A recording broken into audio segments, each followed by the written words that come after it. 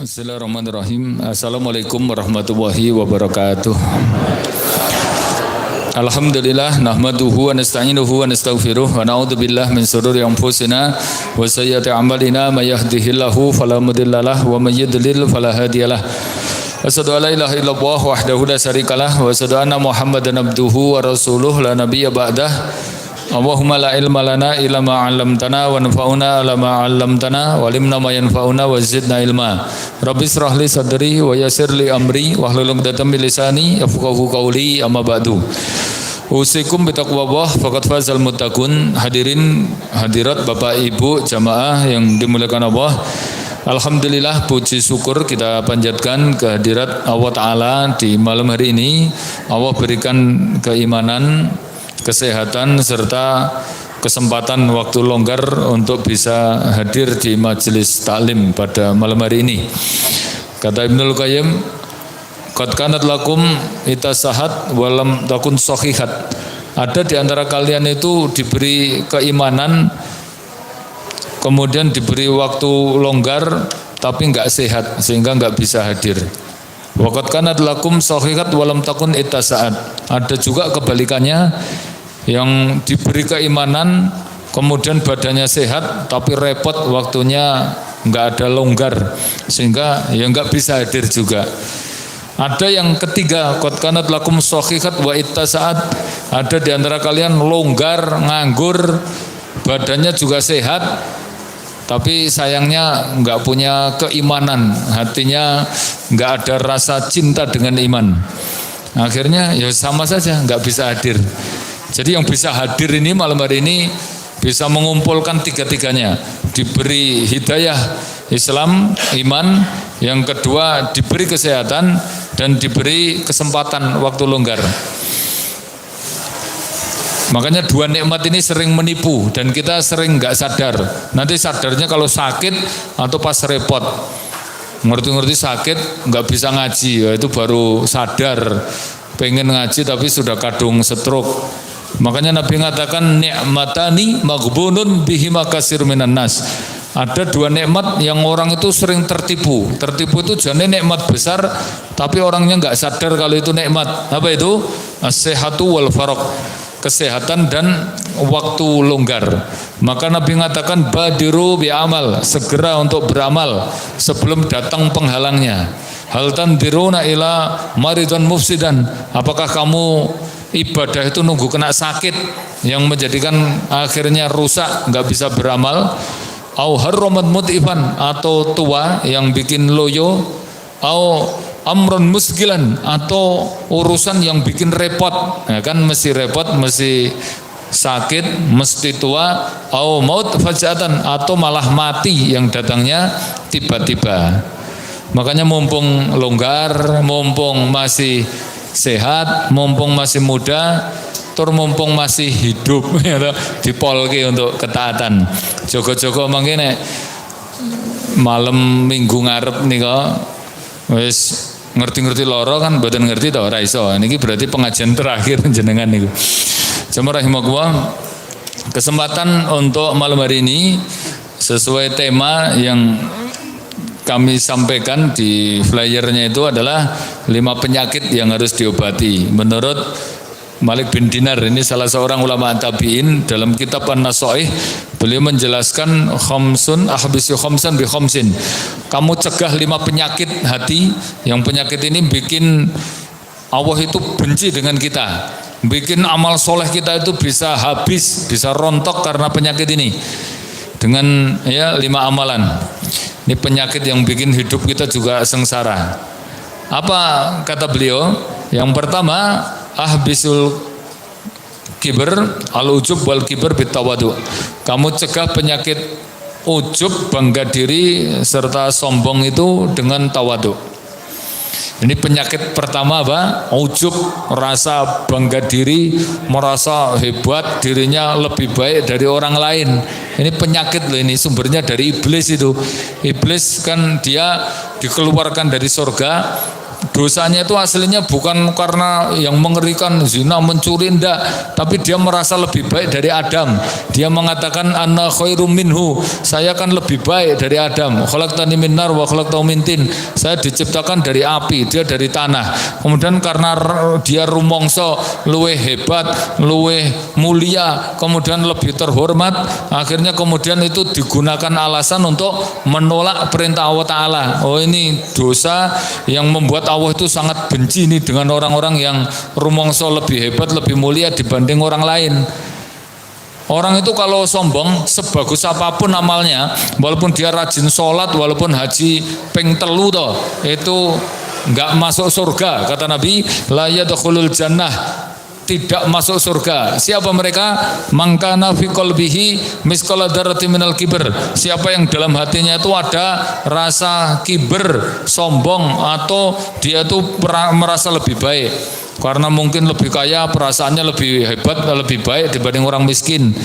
Makanya orang-orang yang berpotensi sombong, kata Ibnul Qayyim itu ada 5 ini golongan manusia yang berpotensi sombong. Yang pertama kata beliau adalah al-aghniya, orang-orang kaya, karena dia sombong dengan hartanya. Biasanya nek sugih itu memang susah tawadhu. Misalnya saya nggawa Innova kemarin aja, ketemu konco-koncoku ngono ki tak tekoni do ora jawab. Karena ketoke ora percaya ngono. Nah aku nggo Innova ngono kae. Mulane aku berarti wah iki bahaya iki. Aku nek tuku Innova Reborn ngono malah jadi susah tawaduk, susah jadi rendah hati. Makanya mendingan mobil-mobil tuwek ngono wae ben lebih tawaduk ya. Orang kaya itu berpotensi sombong masalahnya. Coba antum bawa mobil mewah, ketemu koncone nganggo motor buntut tetek-tetek ngeten niku. Itu perasaan kita rumangsane mesti luwih apik. Wah, perasaan kita lebih hebat. Awit kapan nek wong sugih itu lebih mulia dibanding orang miskin? Banyak orang miskin itu lebih mulia dibanding orang kaya. Tapi susah, orang kaya itu kok rendah hati itu susah. Masalahnya duitnya oke, kemudian hartanya banyak, itu kecenderungannya memang ada potensi untuk sombong. Itu. Yang kedua Pak, ya yang berpotensi sombong itu adalah ar-ru'asa, para pejabat, karena dia sombong dengan jabatannya. Itu kroso nek di instansi itu. Misalnya di daerah di instansi kemiliteran misalnya, itu pangkatnya jenderal ketemu kopral lah ya memang ketok ya antum melihat ya, saya pernah ngisi di Mauspati itu memang pas yang jemput saya itu letkol, pangkatnya letkol kan, dia kepala di satu depo di situ itu yang ngisi kajian pokoknya duha. Wah itu pas masuk itu kan beliau yang jemput, maksudnya jemputnya itu ya ke pos masuknya itu khawatir dicegat pirang-pirang kan, mau masuk harus setor KTP, ada pemeriksaan macam-macam. Akhirnya sama beliau itu kan dijak masuknya ini langsung ketemu sopo-sopo ngono dong, degek kabeh no, hormat, ngasih arep jaluk foto aja nganggo izin komandan, ambil foto komandan, walah arep foto ngono kayak gitu. Aku yang melo nebeng tenar aku nang burine masalahnya, melo terhormat, melo dihormati. Ya itu jadi kelihatan sekali memang. Coba misalnya gubernur ketemu RT gitu kan, dia merasa lebih hebat kan itu. Nah itu. Yang ketiga itu adalah amilin, orang-orang yang banyak amal karena sombong dengan amalnya. Dia yang bangun masjid, bangun jalan, bangun gedung, akhirnya ada kecenderungan untuk sombong. Ngerti ra? Galsari ngono kae masjidnya sapa sih bangun ngono ki, karena dia yang merasa bangun itu memang ada kecenderungan untuk sombong. Yang keempat ini adalah orang-orang yang diberi tampang dohir, yang ganteng, yang cantik itu. Karena yang keempat ini sombong bidohir, sombong karena tampangnya. Para artis, selebritis itu biasanya rada kemayu, kemaki itu. Kan banyak artis yang reputasinya jatuh karena sombong itu. Nah di antara empat ini yang kelima ini yang pengen agak saya detailkan ini. Karena ini yang terparah. Apa itu? Para aktivis.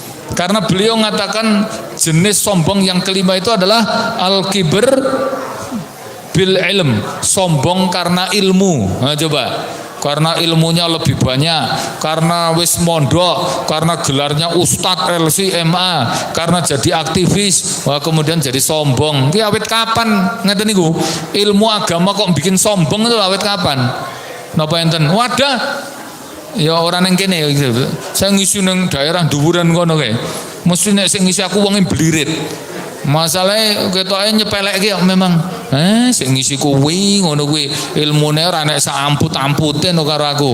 Dia itu dulu pas orang mondok ngono ketoke grap ya, orangnya tuh blater, akrab, bahasan metu kok pondok gitu loh Pak.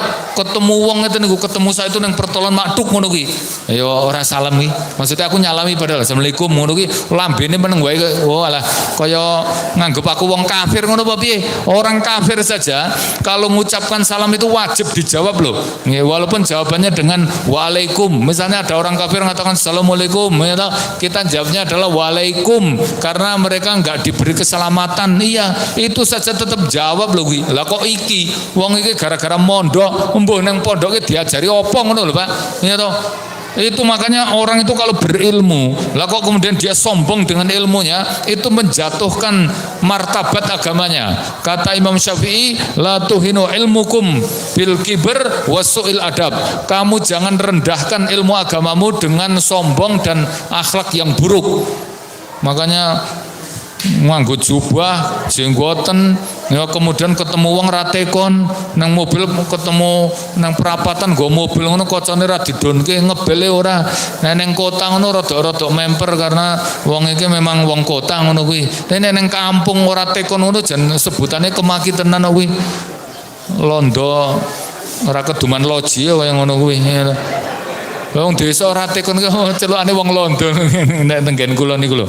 Lah itu ada iki masalahnya aktivis dia nih, sebutannya ustad. Tapi kemudian ketemu wong ora tekon, nganggep wong liyane bodoh kabeh ngono apa piye? Lah kok sombong dengan ilmu? Harusnya Pak, harusnya orang yang paling paham hukum sombong, ngerti bahaya sombong, orang yang paling ngerti ancaman sombong itu orang yang berilmu. Lah kok malah sombong dengan ilmunya gitu. Awit kapan ilmu agama bikin sombong ngono kuwi? Harusnya dia itu lebih banyak dicintai orang karena ilmu agamanya. Tapi ada orang itu semakin tinggi ilmunya malah semakin nganyel ke banyak orang. Lah awet kapan ilmu agama bikin jengkel banyak orang? Harusnya dia punya ilmu agama, ilmunya itu bisa menebar keberkahan, barokah. Tapi kok ilmu agamanya tuh bikin kesruh, kabeh wong sekampung dadi kemropok kabeh ngono kuwi sama dia itu. Ning kudu wong kene lho iki. Wong utekan gonku ngono ya. Nek wong kene wong sip-sip iki. Aku ngisi ra nek sik blirit tok. Nggonku ngono enek lho model iku langsung blirit ngono kuwi ya. Nah itu, maka ciri-ciri orang sombong itu memang senangannya blirit. Ada pengajian dia mesti menolak karena Nabi mengatakan ciri orang sombong tandanya itu ada 3. Pertama apa? Menolak kebenaran. Pokoknya kebenaran itu nek sing ngisi wonge ora disenengi tolak, atau yang ngisi itu wonge luwe melarat tolak, atau yang ngisi itu enggak sepemahaman tolak, atau yang pokoknya bukan kok enggak sepemahaman, atau yang dianggapnya lebih miskin, lebih rendah, lebih jelek kemudian ditolak intinya. Padahal dalam Islam itu Pak, ilmu itu walaupun dari setan sekalipun kalau memang benar itu nggak boleh ditolak. Nek kita mencari ilmu memang harus kepada orang yang Islamnya baik, karena nggak boleh sembarangan nyari ilmu itu. Tapi nek ilmu itu wis kadung keluar nggih, itu walaupun dari musuh toh itu boleh diambil. Ini enggak bertentangan dengan nasihatnya Ibnu Sirin. Beliau mengatakan bahwa inna hadal ilmu huwa din. Ketahuilah bahwa ilmu agama itu ya bagian, mencari ilmu itu bagian dari agama. Maka kamu pilih ya dari mana ilmu itu keluar. Enggak boleh ngambil ilmu kepada orang yang Islamnya jelek. Iya, nek jenengan berguru sama setan enggak boleh. Berguru sama musuh Allah enggak boleh. Tapi nek misalnya musuh Allah jelaskan ilmu, nek bener ilmunya itu enggak berubah jadi salah karena yang nyampaikan musuh gitu loh. Contoh, setan itu pernah ngasih ilmu kepada Abu Hurairah. Pas ceritanya Abu Hurairah ditugasi Nabi untuk jaga duit Baitul Mal. Inilah ceritanya kan malam itu ada maling tenan itu. Akhirnya sama Abu Hurairah ditangkap. Bahasan ditangkap mau diserahkan ke Nabi. Itu malingnya dibianget itu ngomong, pokoknya saya jangan temukan dengan Nabi. Nanti nek kamu mau nulungi saya, tak kasih ilmu baru. Ini ilmu ini masih ori. Ini Nabi aja belum nyampaikan loh, ilmu penting. Apa itu? Pertama ya, kamu kalau mau tidur ya tahu wudu kemudian baca Allahu la ilaha illa huwal hayyul qayyum tambah maudoten, maka kamu tidak akan diganggu setan sampai pagi. Terus kamu akan dilindungi dari 4 bahaya besar. Apa itu? Bahayanya keburukan malam, kemudian bahaya dari tukang sihir, kemudian bahaya orang-orang yang iri. Yes, pokoknya itu surat Al-Falaq itu, min syarri ma khalaq wa min syarri hasidin idza hasad wa min syarri ghasikin idza waqab. Itu kan 4 bahaya itu di situ disebutkan. Akhirnya maling ini diculke. Kemudian habis itu dia Abu Hurairah ini lapor ke Nabi, Rasul, tadi malam ada maling tapi tak lepas. Loh, lah kok dilepas? Iya, karena dia ngasih ilmu baru. Katanya ilmu ini masih ori, jenengan belum nyampaikan. Apa itu ilmunya? Kalau mau tidur baca ayat kursi sama baca maudoten, kulhu, kulnas, kul falak itu katanya dilindungi dari 4 bahaya dan dia tidak diganggu setan sampai pagi. Apa kata Nabi? Shaddaqa bihal kadhib. Ya, si pendusta itu benar. Akhirnya Abu Hurairah itu penasaran, lah kok si pendusta ki siapa maksudnya? Ternyata itu setan. Jadi ini dalil kalau setan itu bisa membo-membo jadi manusia.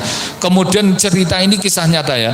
Ini juga dalil bahwa ilmu walaupun dari setan toh, tapi kan bener. Nah itu boleh. Kan memang dia tidak diganggu setan sampai pagi.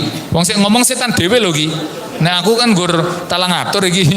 Jadi ini setan sik ngomong bahwa kalau kamu baca tadi ayat kursi atau baca maudoten itu kamu tidak diganggu setan sampai pagi. Misalnya gangguan setan itu yang mimpi buruk, apa ngimpi jelek, mimpi basah, termasuk tindien, ngerek untu, itu gangguan-gangguan setan itu. Ya toh, ada sik turu ngerek-ngerek ngono kaya untune kae. Nah itu kena gangguan setan, berarti nek turu ora wudu ya kaya ngono kuwi. Itu kalau kita baca ayat kursi aman, Pak, dijamin ini. Ini setan dhewe sing ngomong masalahnya, dia yang ganggu, dia yang ngasih resepnya. Ini yang mau kita ambil pelajaran itu ternyata ya ilmu walaupun dari setan boleh diambil, enggak usah sombong-sombong, bener. Nggak boleh itu kalau kita berguru sama setan, kita berguru sama orang yang Islamnya nggak baik. Nek orangnya nggak baik tapi menjelaskan ilmu yang benar, itu ilmunya itu nggak berubah karena keluar dari mulutnya orang jelek itu. Makanya kita nggak boleh sombong-sombong. Yang kedua, ini tanda orang sombong itu apa? Ghamtun nas, meremehkan orang. Jadi wong liya dianggap lebih rendah kabeh. Ya karena lebih miskin, lebih jelek perasaan kita, dia lebih rendah ngono apa piye? Belum tentu. Kata Allah, la yaskhar qaumun min qaumin. Enggak boleh kamu mencela suatu kaum. Bisa jadi yang kamu cela itu lebih baik. Terutama perempuan. Kata Allah, wala nisaun min nisain. Dan khususnya untuk para ibu-ibu, enggak boleh menjelek-jelekkan orang lain karena itu sombong ya, karena yang dijelekkan lebih baik dari yang menjelekkan. Itu ayatnya asa ayakunna khairam minhunna gitu. Kata Allah tuh, Allah nyebutkan dosa khasnya ibu-ibu ngono kae, senengane ngelek-elek. Ini misalnya wonge ayu ngono senengane elek-elek dadi elek, apa meneh wonge elek senengane ngelek-elek. Oh tambah elek meneh itu. Wong adewe iki misale ra duwe elek senengane ngelek-elek dadi elek. Tapi biasanya wong elek-elek wong elek memang wis elek senane elek-elek yang ngono kuwi.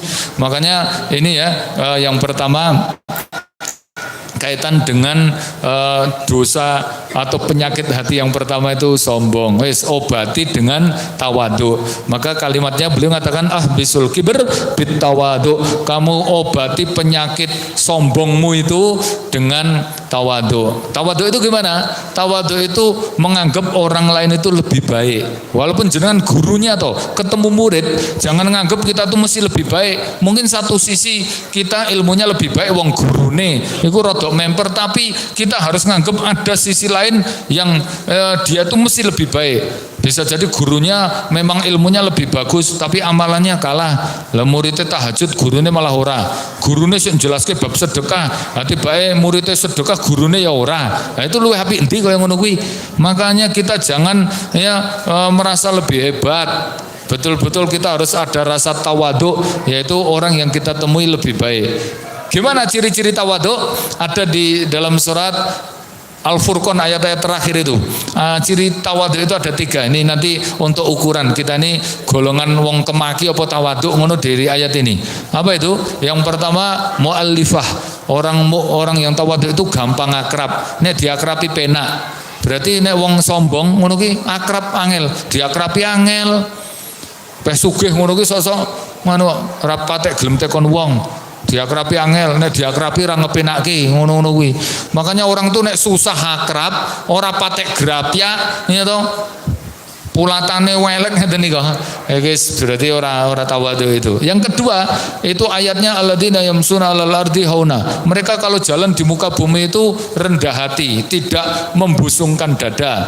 Kan ada ayat orang sombong itu wala tamshi fil ardi maroha. Kamu tidak boleh jalan di muka bumi itu dengan membusungkan dada, gitu ya. Nah, yang ketiga apa? Wa idza khatabahumul jahilun. Ini orang tawadhu itu nek digawe-gaweke orang bodoh, kalimatnya apa? Qalu salama. Dia bisa menjawab dengan kalimat yang menyelamatkan. Wong kene tawadhu ditantang gelut sama orang-orang bodoh ngono ki, len jawab itu ya dengan kalimat yang menyelamatkan. Pemene sik nantang wong wedok ngono, nek wong lanang ngono salah wis rasa diladeni. Orang yang tawadhu itu ngalah.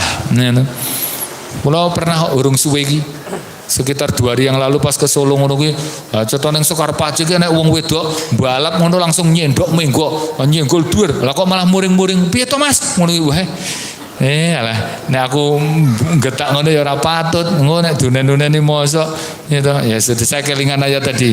Nek digawe-gaweke wong bodoh ngono ki kalimat yang menyelamatkan. Nggih Bu, ngapunten. Ojo balen ojo bulan-balen nih Mas ngono barang wae. Jane nek tak pikir-pikir ki arep tak kunyu-kunyu tenan ning serasahan. Aku ya bersyukur diceluk Mas ngono biasane mbah ngono ning putuku diceluk Mas kan rada enom ta ya. Niku nek misale diladeni ngono ki malah ra rampung-rampung ngono ki. Ngopo ngono malah ra rampung-rampung to. Ya nggih ngapunten ngono rampung wis. Ketoke rugi to ketoke. Wong jelas kono sik salah, kono sik mepet, kono sik nyeledot kayak gitu itu. Ketoke ra ndesi mok wong iki. Wah kayak gitu kok kemudian malah muring-muring lho, wis kleru muring-muring. Ya tapi sudah kalimat yang menyelamatkan. Itu nggih. Nomor 1. Jadi sombong, kecuali sombong yang boleh dalam 3 keadaan. Kata Imam Syafi'i, sombong yang boleh itu cuma 3 saja. Pertama, sombong di depan orang sombong. Itu orang-orang yang kemaki itu nggak perlu antum tawaduk, itu nggak usah Pak. Nek wong senengane bangga-banggakan sombong banget jenengan tawadhu rendah hati di depan orang sombong. Makanya ini butuh ilmu.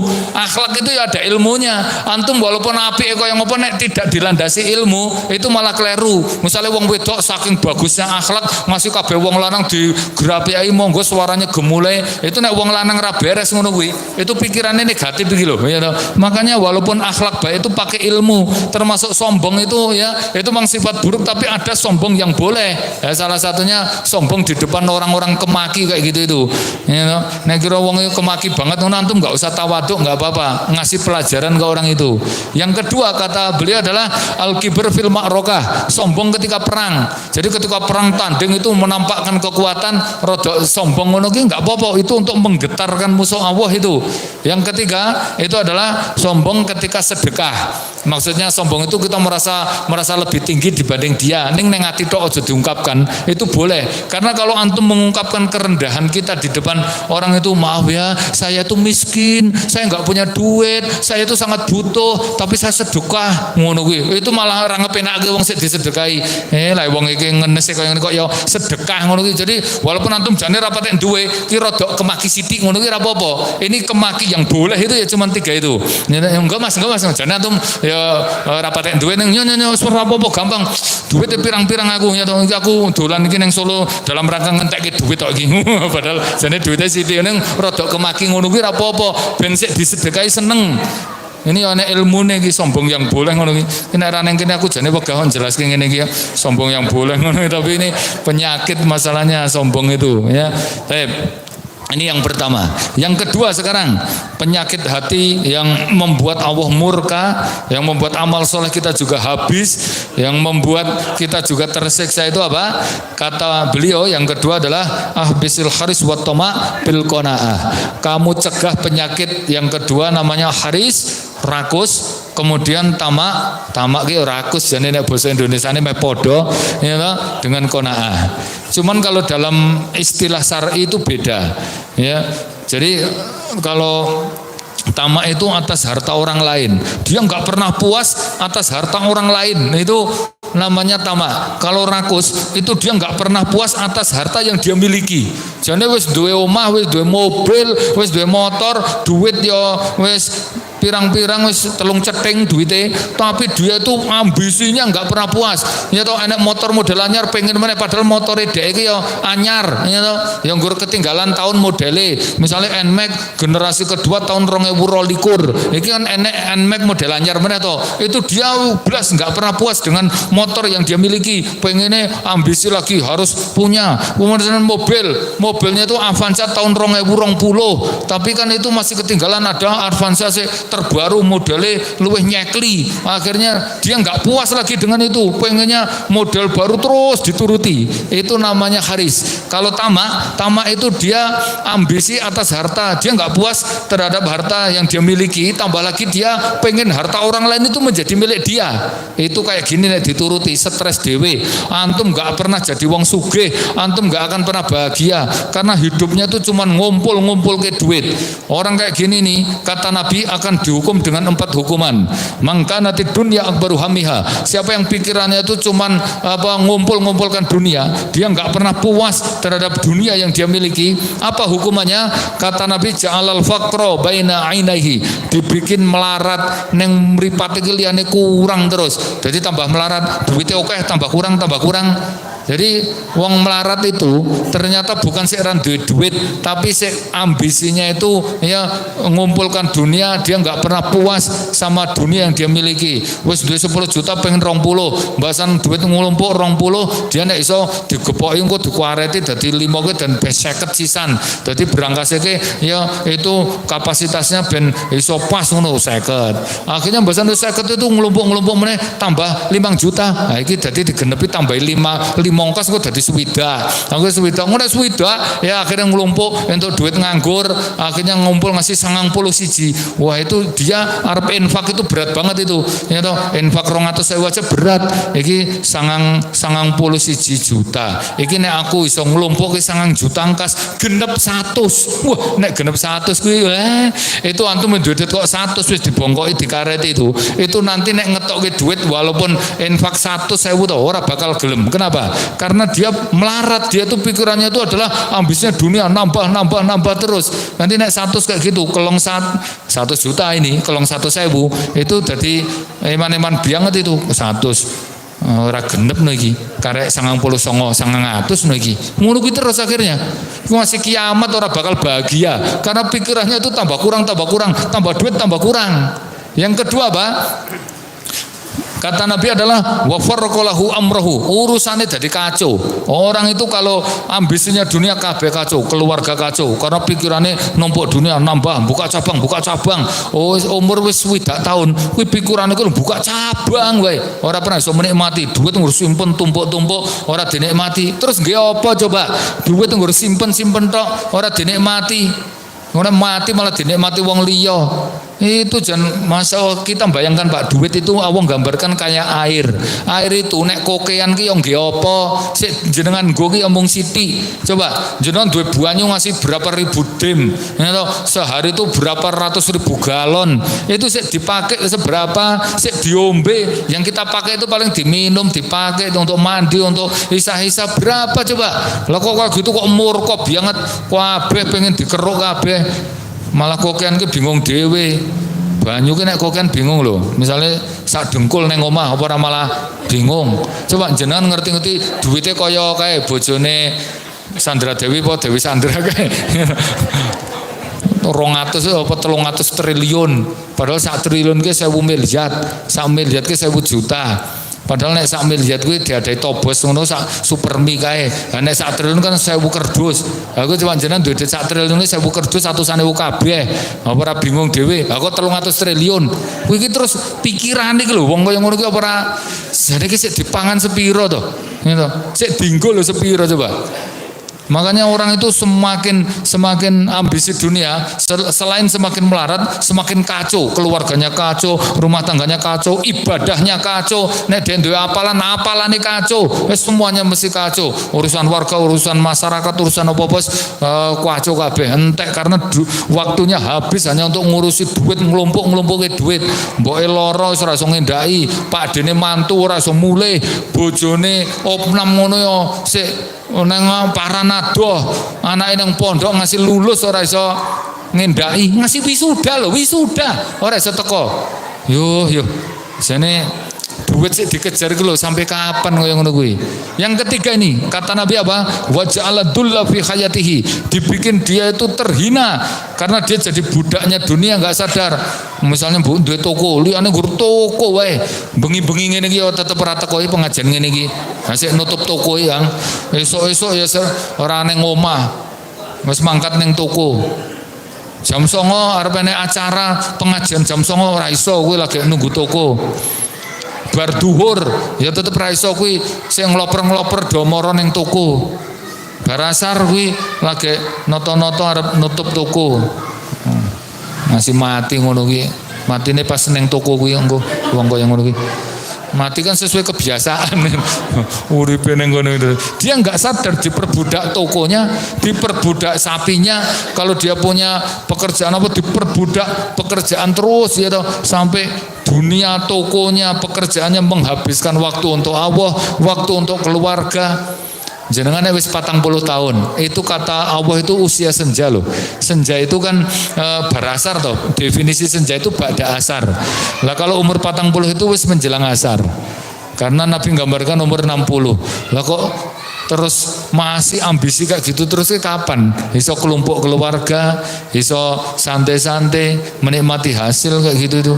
Dan yang paling mengerikan ini yang keempat, kata Nabi apa? Orang yang ambisi dunia itu walayati dunia ilama kutibalahu. Dunia enggak datang kepada dia kecuali apa yang sudah ditulis, ditetapkan. Direwangi ngelembur-ngelembur, direwangi pokil, direwangi padu, direwangi engkel-engkelan, direwangi sampai apa kampleng-kamplengan. Itu ternyata hasil akhirnya itu sama. Jenengan mbok rekosane kaya ngopo, ngoyone kaya ngopo, itu tidak akan melebihi jatah ketetapan takdir rezeki. Misalnya jenengan ditetapkan 400 juta, itu walaupun direwangi ngelembur, direwangi ngasih pisah anak bojo, direwangi 5 tahun ora mulih, direwangi ngelembur-ngelembur segitu banyak, sampai melakukan hal yang haram, sampai bisikan-bisikan haram kabeh dilakoni, itu tidak akan melebihi jatah ketetapan rezeki. Mungkin dapatnya banyak, ya karena ngelembur-ngelemburnya akhirnya dapat gaji begitu banyak, tapi tetap hasil yang dia pakai nanti itu loh, yang dia makan ya tetap segitu, yang dia pakai ya tetap segitu. Misalnya jenengan jatah 200 juta, kemudian karena ngelembur direwangi ngapusi korupsi untuk 1 triliun, tetap aja sih dipakai 200 juta itu tadi. 1 triliun ya stroke, ora iso mangan enak, iso tuku mobil berapa puluh unit, tapi numpak kursi roda ya ngono kuwi wis pokoke intine hasil akhir sama. Makanya antum nggak usah kepencut kepengin mencari harta sih era bener. Karena apa? Mbok direwangi haram hasilnya tetap sama. Maka Nabi mengatakan innal abdul la yamutun hatta istakmala rizqahu. Seorang hamba tidak mati kecuali ajal dan jatah rezekinya sudah disempurnakan. Maka perbagus cara kamu mencari harta. Enggak usah tamak, enggak usah murka. Obatnya apa? Qanaah. Biar kaya itu qanaah. Karena kalau antum qanaah langsung jadi wong sugih. Nabi mengatakan laisal ghina ul amwal.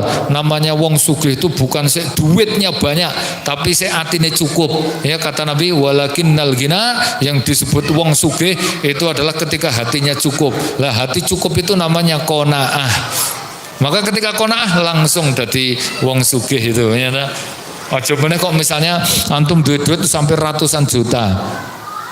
Saya pernah ngalami nompa arisan nggur ronggon kuwi karo simpenan-simpenan arep tuku Avanza ngono kuwi.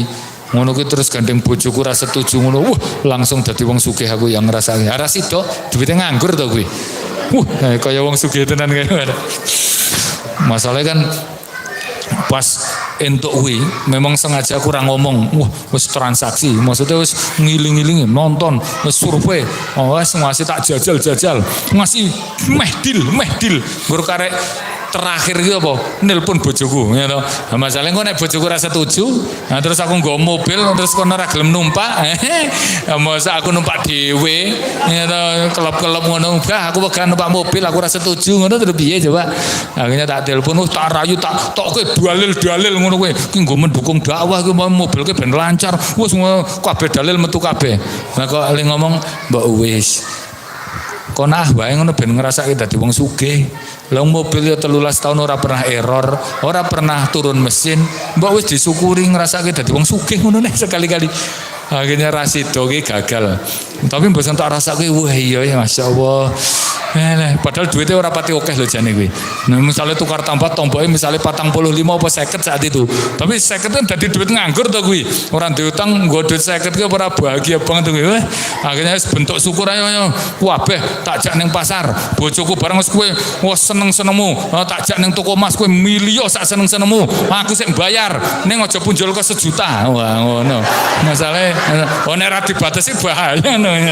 Wah, seneng banget yang dadi wong sugih tenan nggih ya. Itu. Coba sekarang gini Pak. Misalnya ngeten, jenengan duit nganggur 300 juta.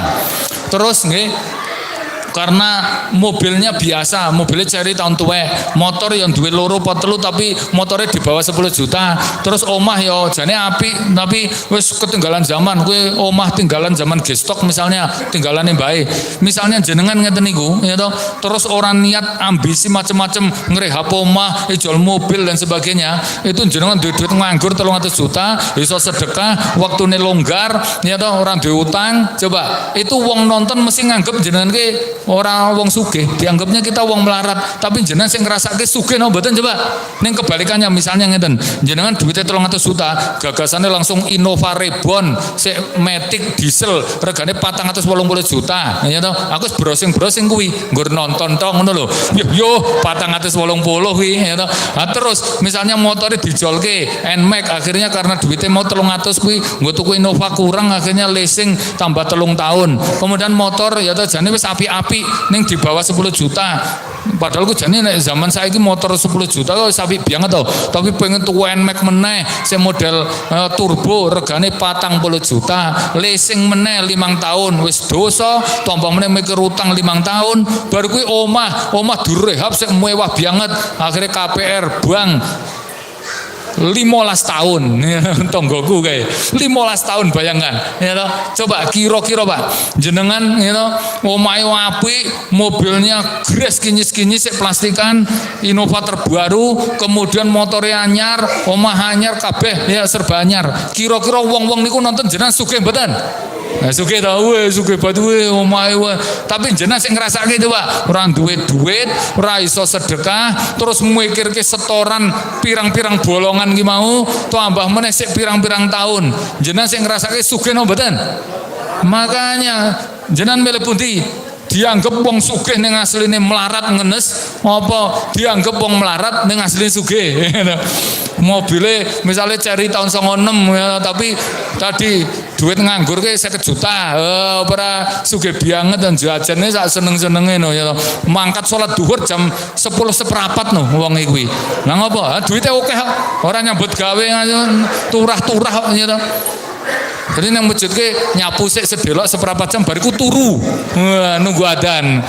Weh, aku kaya ora ndek gawean. Ngopo nyambut gawe enggak ada sugih. Ora penak karo wong melarat no. Nggih duitku sik pirang-pirang kok ya to. Sing nganggur ki mau coba ora bahagia banget iso ibadah, waktu longgar, iso piknik nang dindi, iso sedekah. Padahal orang itu nonton dia melarat. Aku rencana ngono nek duit aku ora neko-neko. Kok misale duit 100 ngono wae ora niat ngrehab omah, ora niat jual mobil tak syukuri ngono wae. Motor wis ngono kuwi wae. Ning motorku wis enem iki masa arep ambisi meneh ya ora mungkin ya. Enek spesifikasine dhewe-dhewe wisan. Tapi Masya Allah itu memang ini nikmat. Jadi kalau kita bisa mengikuti resep Nabi itu, kata Imam Syafi'i gini Pak, idalaka kolban konian anta ma'amalikud dunia sawa, nek jenengan kin duwe ati sik konaah, maka kamu sama raja dunia sama. Coba saya karo Raja Hasan Bolkiah apa kayak pangeran sapa kayak se Dubai. Pangeran Dubai sugihnya, Masya Allah, duwe mobil supercar harga di atas 10 miliar itu 16 unit, kemudian mobil gede-gede berapa puluh unit, saking sugihnya ngasih keran neng nggon WC niki nganggo emas. Wah, ora sangar atau kuwi. Ya, saking sugihnya. Tapi nek tak pikir-pikir coba, sama kita tuh apa bedane? Ya toh, apa pas sugih ngono mobil ngasih 200 unit ngono ki dienggo bareng. Sik dienggo ya siji. Terus kono misale keran kok nganggo emas, kuwi bedane keran emas karo keran sing rega 20.000 ki apa? Intine kan nggo buka banyu to kuwi. Oh, apa fungsine ngono kuwi? Coba. Terus misalnya duwe klambi ngasih ribuan setel. Emangnya klambi 1000 setel dienggo bareng ngono apa piye? Terus mengkoleksi sepatu nih anak pangeran Dubai itu sepatunya itu 250 pasang. Oh, kita pikir malah wong gendeng kok sepatu kok 20 sikile loro kok sepatune 250 ki lho. Lek nganggo ki piye ngono? Kecuali nek misale kaya kaki 1000 kae ya to. Kan kae sepatu sikile 1000 dadi sepatune 1000 ngono ora apa-apa. Ya to lek nganggo siji-siji. Ya to sikile akeh gitu lho. Wong sikil nggur loro kok. Masya Allah, makanya wong saya sugih Pak, itu saya mubadir. Allah mengatakan ya, orang itu semakin banyak hartanya, semakin banyak yang nggak kepake, semakin banyak mubadirnya. Tuku jet pribadi barang, lah wong nek dipikir-pikir numpak pesawat orang mesti 3 sasi pisan. Lah kok tuku jet pribadi, regane 170 miliar. Padahal ki parkir per jam bayar. Parkir dhewe ning omah ya ora iso, jet kok go mulih piye? Nyopir ya ora iso, dadak nyewa pilot barang. Masen. Aku ya tak pikir-pikir kaya Raffi Ahmad barangnya lho tuku kaya ngono iki wonge krungu ora iki di video dikirimke wonge ora apa-apa ben sadar ngono. Jadi mbok nganggur-nganggur timbane nganggur ki mbok golek rondo-rondo sik anake ngenes-ngenes ku disangoni ngono lak luwih akeh to. Wah aku nek duit 170 miliar kaya Raffi Ahmad ngono wegah no tuku jet pribadi. Lah terus ki apa le nggo mulih ning Tangmong ya ora iso. Nyopir ya ora iso malah nabrak ya apa-apa. 170 miliar nggo ngono rabi papat sih rondo anake nyepuluhan ngono ya ora 40 to kowe langsung nyoh ngono no kelompok anak 40 amplop iku kabeh sangone kabeh wis bahagia no penake wong lanang itu nek dikepung banyak perempuan itu dalam ini nasihatnya Ali bin Abi Thalib loh taskunu qalbur rajul mukmin bi arbaatin nisa tentremnya hati laki-laki beriman itu kalau dikelilingi 4 wanita. Bukan 4 istri loh. Ummahu wa zaujatu wa ukhtahu wa ibnatahu. Ibunya, istrinya, anaknya, saudara-saudaranya. Karena bojone papat berarti mboke papat. Kemudian apa namanya? Anake kok bojo papat piro? Nek duwite akeh lho. Ha timbangane bojo misalnya duwite ngasih atusan miliar. Lah kok anak siji. Malah akeh sing mubadir nang ngono kuwi. Ora patek babar kok kuwi. Coba kayak anake Raffi Ahmad ki apa coba? Mosok bocah sak upit kaya ngono kuwi, lagi TK. Lah kok dikai hadiah jam Rolls Royce jam Richard Mille harganya 2,3 miliar. Terus ulang tahun istrinya dikasih hadiah mobil Lamborghini regane berapa miliar. Lah anak nang nggur siji kaya ngono kuwi. Nah anak akeh ngono ora mungkin kok tukoke kaya ngono kuwi ya. Sama rahimahullah. Ini yang kedua. Serah rampung iki 5 iki jam piro iki 8:30 iki. Yang ketiga ahbisil hasad birridho. Sekarang penyakit yang ketiga ini yang harus kita obati ya, itu adalah hasad atau iri. Gimana hasad itu, gimana definisinya? Hasad itu yukrihun ni'mah ala ghairihi. Kita tuh nggak suka atas nikmat orang lain. Pokoknya nek ada orang dapat nikmat kok nggak suka itu berarti iri. Berarti jenengan nek pengen ngecek kita kin duwe penyakit iri apa ora, itu jenengan tonton. Nek misalnya tetangga kita atau saudara kita atau konco ngaji kita itu entuk nikmat, misalnya duwe mobil, antum kok enek rasa ora seneng. Nah, itu antum iri kuwi berarti. Nek koncone iki apa sukses antum ra seneng, berarti antum iri. Ciri-ciri orang iri itu ya, dia apa namanya mesti ghibah. Karena dia nggak suka untuk menampakkan tidak sukanya, dia menceritakan keburukannya. Makanya orang nek seneng ngerasani iki berarti wonge iri. Dan iri itu kata Allah itu adalah para pembenci nikmat. Dia sama saja menuduh Allah Ta'ala itu rapas dengan rezeki. Makanya iri itu kenapa dibenci Allah, karena dia itu membenci nikmat Allah. Dan dia sama saja membenci pemberi nikmat. Misalnya gini, koncone luweh ganteng daerah seneng. Nah, iri apa gitu. Itu terus nek ngono ki arep nyalahke sapa? Iku seakan-akan nuduh nek Allah itu rapas. Kok iso? Tonggoku luwih ganteng, wong bapak ireng. Bapakku ganteng kok malah aku elek. Nah, ngono kuwi arep nyalahke sapa ngono kuwi? Kok iso? Kae koncoku kae. Kok sugih, iso tuku Innova wingi kae. Lah padahal aku ndek ben sekolah ranking 1 kono ranking keri dhewe. Lah kok aku malah melarat. Nah, ngono kuwi nyalahke sapa? Kuwi nyalahke Allah Taala to kaya ngono kuwi. Ya, iri itu pembenci nikmat Allah, seakan-akan dia nuduh kalau Allah itu enggak pas dalam mengatur rezeki. Makanya iri kayak gini nih, wah ancamannya berat. Nabi mengatakan iyyakum bal hasida, kamu jangan iri. Kenapa? Karena iri itu akan menghabiskan amal soleh, kama yaqulunar al khataba, sebagaimana api akan menghabiskan kayu bakar. Langsung dia akan tersiksa itu. Orang iri itu tersiksa terus hidupnya, dan dia pasti akan berbuat dolim. Coba jenengan tonton Nabi Yusuf, salah apa coba? Lah kok dijegur ke sumur sama saudaranya itu? Lah kuwi karena sedulure iri. Orang itu nek iri mentolo, Pak. Walaupun sedulur kandung iso dibunuh lho kuwi.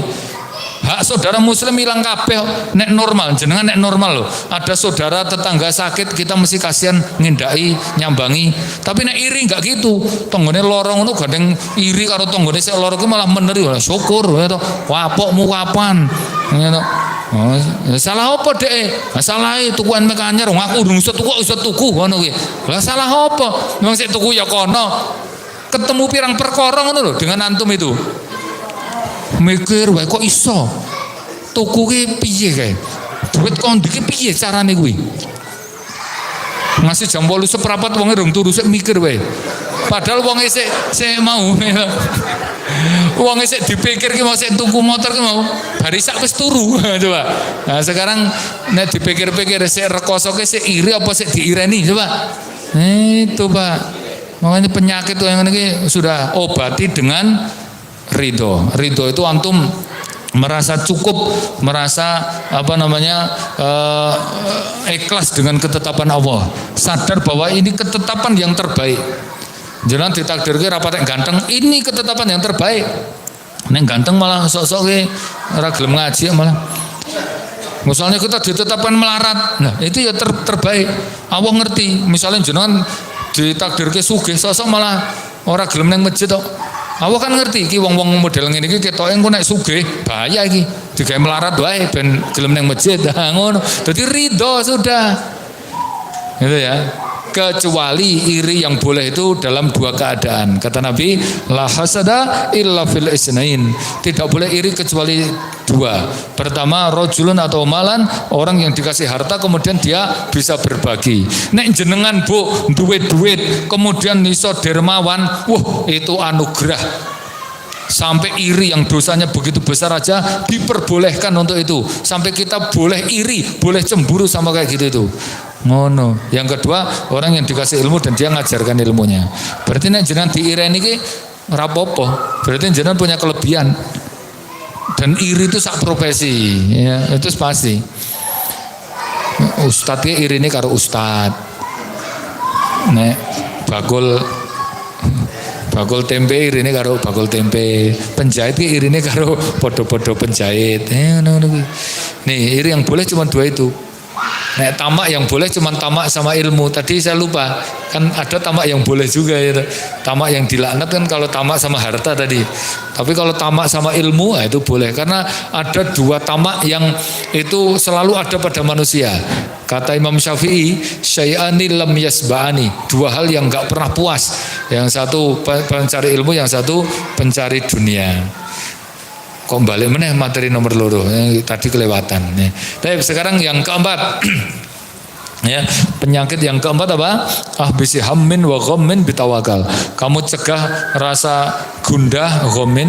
Hammin itu sedih tapi belum terjadi, berarti resah, risau, khawatir, gelisah. Gimana obatnya? Tawakal. Ini penyakit dari setan loh ini. Kita sering khawatir, mau nikah aku khawatir nek rasa keimangan. Nek ora tawakal akhirnya ngasih 40 tahun ra rabi kuwi. Mau sedekah khawatir, nek melarat akhirnya pelit terus. Wes aja dipikir, jalani, tawakal gitu aja. Arep duwe anak, engko piye le ngopeni, anak loro repote ngene ya to. Anak telu rasa dipikir, dijalani, jenengan penting usaha, tawakal mesti cukup. Contohnya, Allah gambarkan burung. Lau kuntum tawakkalu haqqat tawakkuli. Nek jenengan ki gelem pasrah kayak burung, itu la razaqnakum kama razzaqat tayr. Bakal tak kasih rezeki, ora usah kuwatir. Yakin ini janji Allah. Allah ora bakal mengingkari janji apa? Nek jenengan pasrah kepada Allah, wa may yatawakkal 'ala Allah fa huwa hasbuh. Pasti ya dicukupi. Nggur kurang yakin antum ki asline iki. Apa iya ngurung-ngurung kurang yakin. Ini janji Allah Ta'ala. Antum penting pasrah kaya manuk apa ndadak mikir aneh-aneh. Ngomong sik wedok, kowe nek ngendhok aja punjul kok loro lho ya. Nek ngendhok pokoke tak tenan lho iki. Aja punjul kok loro ya. Engko terus piye aku ya to ling ngopeni. Ora pernah mikir ngono, ngurung ngendhok wae penting apa ngono terus ngendhok meneh ngasih mati lah ngendhok wae. Nyatane anake don duwe susuh dhewe-dhewe kabeh. Padahal manuk iki ora pernah ngoyo lho, ora pernah nglembur-nglembur barang bengi. Pemene ngasih begal barang ndi enek manuk dadak begal manuk liyane, terus manuk kuwi dadak nglembur-nglembur. Wis pokoke sesuk, pikir sesuk, penting sesuk mangkat, arep mangkate ngalor pengidule bingung lho guys sok-soke. Wis penting ngalor ra enek ngidul ngono tok penting sore. Nyatane kecukupan. Lah kok awake dhewe lho, otak kita lebih besar lho. Lah kok khawatir iki jane leh. Aku yang gumuna obati dengan tawakal. Kalau nggak tawakal, akhirnya nanti syirik sudah rata-rata. Antum melihat orang musyrik zaman dulu, kenapa semuanya itu rata-rata melakukan kesyirikan?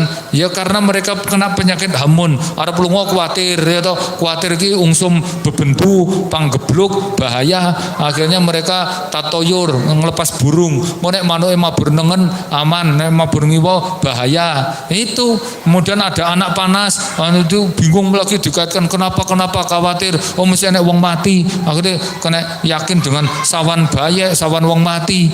Ngerti sakralnya bulan Suro. Wah, iki bahaya iki bulan Suro, rawani mantu, rawani opo-opo. Yang serba khawatir iki sudah tawakal. Bismillah. Antum arep lunga, iki walaupun langsung panggeblek, walaupun iki barengi geblake bae, warung wis bismillah, tawakal tu ala Allah, la haula wala quwata illa billah. Beres. Ini kan doa mau bepergian gimana doanya? Bismillahi tawakkaltu ala Allah. Penak arep gawe omah ya to. Wah iki sasi suro rawani. Arep gawe omah meneh bareng geblake mbake rawani. Aja nekat iki. Bae geblak nek bae geblak aja nekat memang. Ini pesen saya nggih. Nek misale barengi geblake mbake jenengan aja gawe omah sik. Bae ditulungi sik to, ya to. Bariku nek wis mari aku lagi gawe omah. Kuwi ora perasaan bae geblek kok malah gawe omah wae ngono ki mbok ditulungi sik. Itu yang keempat. Nah, yang terakhir sekarang apa? Ahbisil hazan. Kamu cegah penyakit hazan ini sedih yang sudah terjadi. Kalau hamin itu sedih yang belum terjadi. Ini sedih misalnya anak mati kan wis terjadi, sedih. Motor hilang, sedih. Kemudian dakwah kita ditolak, sedih. Ngisi pengajian bandit dikencasi, sedih. Ngono-ngono kuwi bangsa sedih-sedih ngono kuwi. Nah, itu obati dengan zikir. Ahbisil hazan bizikir. Karena zikir itu yang menenteramkan jiwa. Ala bidzikrillah tatmainnul qulub. Bukankah dengan zikir hati akan tentram, tenang, bahagia itu. Allah memasukkan bahagia itu bukan lewat maksiat, bukan harta dunia, bukan jabatan, tapi zikir.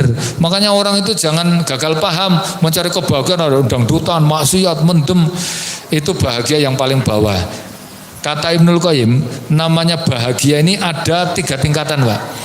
Tingkatan yang paling bawah itu namanya lazat, itu bahagia lewat maksiat. Ini sumbernya dari setan. Ini bahagia yang sangat sebentar. Misalnya dogem itu seneng pas mabuk itu tok. Dangdutan pas joget-joget nonton wong wedok itu bahagianya pas itu tok. Ya, habis itu stres meneh. Pas mendem ngono ketok bahagia, bariku stres meneh. Pokoknya ini masalahnya sumbernya dari setan, ya.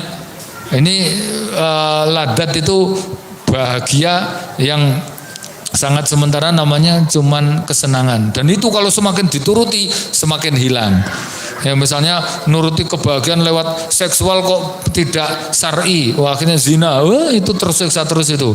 Misalnya dogem itu tambah tersiksa, mabuk itu tambah semakin grade-nya itu semakin naik.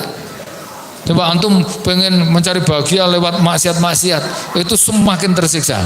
Nah yang kedua, bahagia yang level kedua itu lebih lama.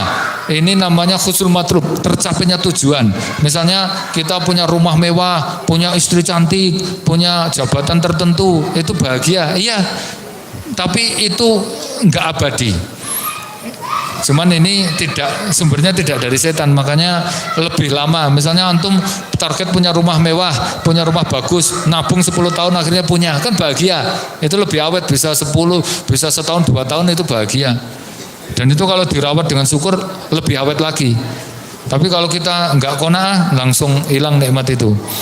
Ini yang kedua, orang kafir juga dapat. Nah ini bahagia yang orang kafir aja dapat itu loh. Misalnya rumah, jabatan, kekayaan, itu bahagia yang orang kafir juga dapat. Nah ini yang ketiga, ini kebahagiaan yang hakiki, ini yang memiliki hanya orang mukmin, dan ini permanen, ini sumbernya dari Allah Ta'ala. Apa itu? Bahagia namanya sakinah. Sakinah itu kebahagiaan yang sumbernya dari Allah, dan Allah meletakkannya lewat dzikir. Dan dzikir itu ya bentuknya begitu banyak, ya sholat, ya mengaji, itu bentuk-bentuk dzikir, ibadah, kemudian baca Quran, nah itu tuh dzikir itu. Lah antum kalau pengen bahagia jangan gagal ya pemahaman seperti orang-orang umum. Nah orang umum dia kan ngertinya bahagia nomor 1 atau nomor 2 itu, ya tak? Wah pokoknya iso mendem bahagia, nek dangdutan iso melu bahagia, itu nek wong ra ngaji. Nek kelasnya kita wis paham agama, kok carinya bahagia lewat situ itu, berarti ra nek bedane karo mereka itu, ya tak? Itu ya. Makanya hazan ini sedih yang sumbernya dari setan, obatnya dengan dzikir. Misalnya ada pengecualian semuanya itu. Ada sedih yang berpahala juga. Misalnya sedihnya antum kayak sedihnya Nabi, sedih ditolak dakwah, itu sedih yang berpahala.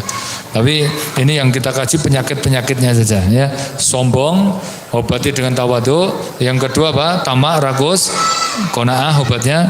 Yang ketiga iri, hasad, obatnya dengan ridho. Kemudian khawatir, hamun, tawakal. Kemudian sedih, obatnya dzikir. Demikian ya, semoga bermanfaat. Akhiru da'wana alhamdulillahirabbil alamin. Subhanakallahumma wa bihamdika asyhadu an la ilaha illa anta astaghfiruka wa atubu ilaik. Wa akhiru da'wana alhamdulillah wa billahi taufiq wal hidayah. Assalamualaikum warahmatullahi wabarakatuh.